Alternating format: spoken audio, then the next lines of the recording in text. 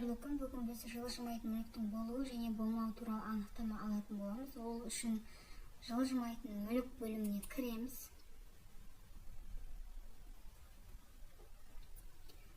Сатып алу, сату, жалдау бөліміне кіреміз. Осы жерде толық көрсету батырмасын басамыз. Міне жылжымайтын мүліктің болуы және болмауы туралы ақпарат беру батырмасын басамыз. Онлайн сұрау. Өзіңізге алсаңыз болады, немесе балаңызға алсаңыз болады. Біз өзімізге аламыз. Енді облысты таңдаңыз дейді.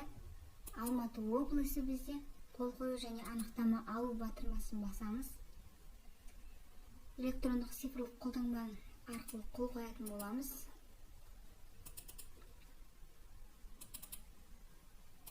Ерсамен қол қойыңыздар. Паролімізді енгіземіз. Подписать етеміз. Міне, бізде дайын болды. Ашып көреміз. Міне бізде справкамыз дайын. Осылай алып алсаңыздар болады.